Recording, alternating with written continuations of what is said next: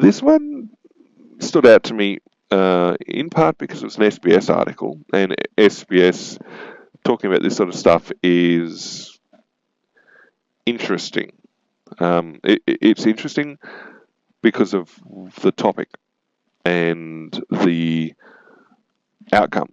Now, back in the day, ABC used to have a show. So the ABC used to have a show called Compass, and it was, I think, ran on Sunday nights, like 10 o'clock, 11 o'clock at night, with repeats during the week. Geraldine Duke used to host it, but it covered spirituality in Australia. So it wasn't just the Christian church, but it covered all faiths and aspects of spirituality and its expression within Australia, and did so fairly even-handedly. It gave people respect for their faith, and it also helped explain what the various faiths believed in or why they believed in what they did. That was an ABC thing. I don't know if it's still running, but it was interesting to see the trends that were appearing and were reflected in things like the census about where Australia was heading over the last number of decades in terms of faith and things like that. The most recent generations coming to adulthood, Gen Z, Gen Alpha is probably not far behind. A lot of the trend over the last 20 or 30 years was increasing secularization. So people moving away from formalized faith into a secular state, a position of non-faith. Not so much atheism or...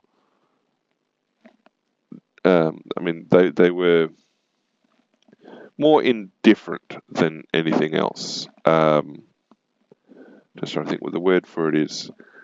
It wasn't... some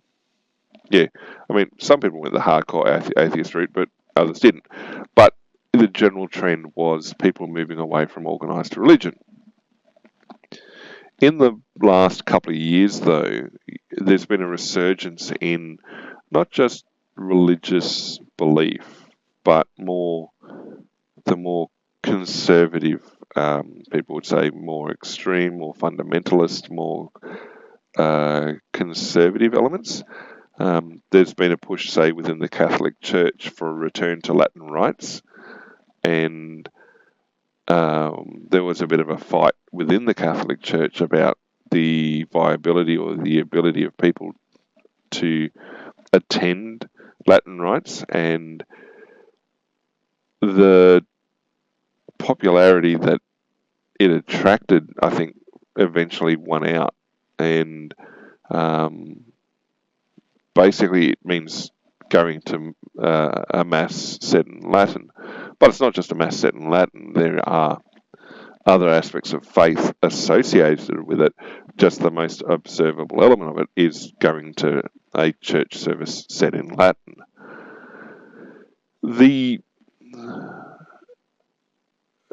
I guess the trend kind of tied in with people looking at things like cottagecore, homesteading, things that were perceived to be conservative / right-wing / that sort of stuff.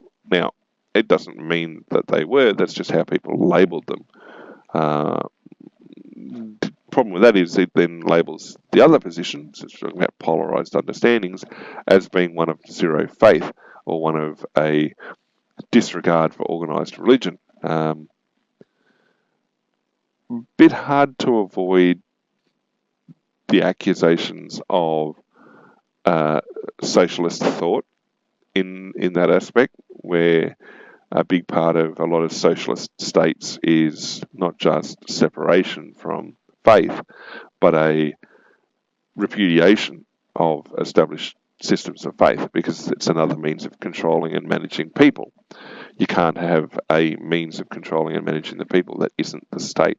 All right. That said, the trend observed and being observed, and it's interesting again that the SBS is bringing this up because of their general positioning as a liberalised network, one that by and large doesn't encourage organised religion. I mean, obviously there's elements of their foreign reporting and their access to foreign media services that will cover it, but no, it's almost the youth channel, in amongst other things. So to see an article like this pop up was interesting. Yeah, okay, so there's a diversity in religious approach.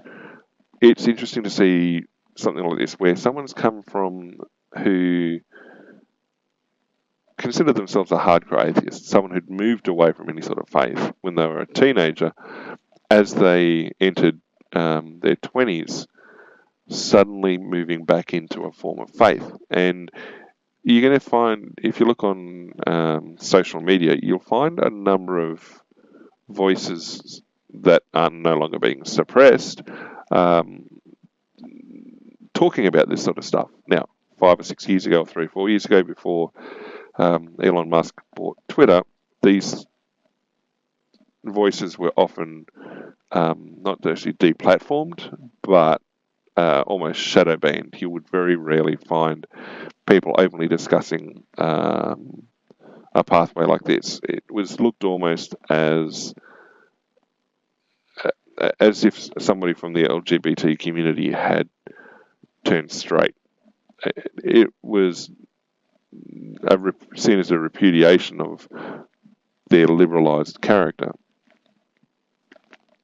But this guy's gone from, as he calls it, a hardcore atheist, and picked up Eastern Orthodoxy, which, when you talk about tradition in religion, hasn't, okay, I won't say hasn't evolved, is a form of Christianity that has retained its traditions probably more than any of the other elements. And as he points out, it's not something that sets out to make you feel warm and fuzzy. It's an orthodox thing. It's the faith that they put out. So there is a trend. There is a trend as it's moving, and to see the media pick up on it now, and even from services like this, it's not showing the entire movement, but it's showing the tip of movement. It's showing that there is a movement. There is a shift taking place. Does that mean we're going to see organised religions pick up their numbers again?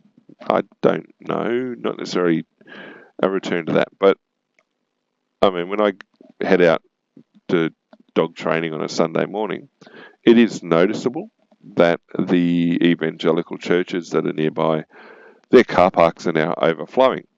10, 15 years ago, you'd have maybe a handful of cars in the car park on a Sunday morning, and they were probably the retirees and the geriatrics hanging on, and as they aged out or passed away, there wasn't new families or new people coming into the faith. Something's happened in the last 10 or 15 years, and maybe more so in the last 5 years. There's a shift, and I think a lot of the change is a younger population, and that's not just near where I live. When I've travelled elsewhere in the country, that's people have said the similar thing to me as well, is that the empty car parks on a Sunday morning suddenly are overflowing, and the places are filled with young families, and the idea that the nuclear family unit is not desirable.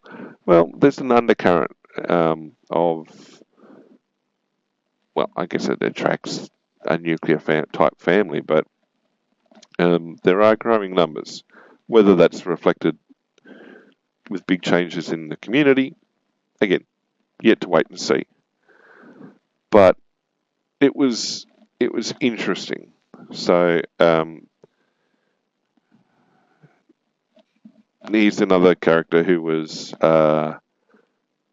without faith, who's now arrived in the Pentecostal church, which is okay. That's a bit of a jump, but again, it's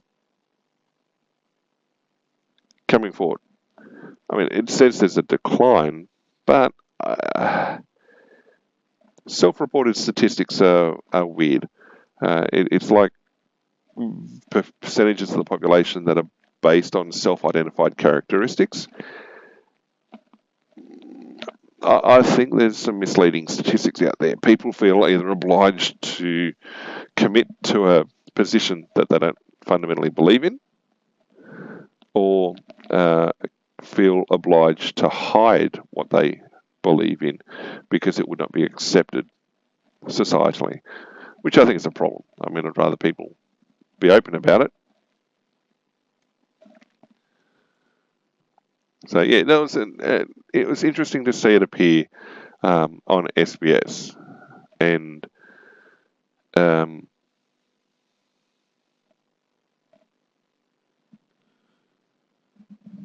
white Australian. Okay, it's yeah, it's interesting, especially when a lot of immigrants keep their faith, don't leave their faith. I mean, a similar sort of thing happened in the past. A lot of immigrants, when they came out, kept their faith. But no, I thought that was a very interesting article when that came up.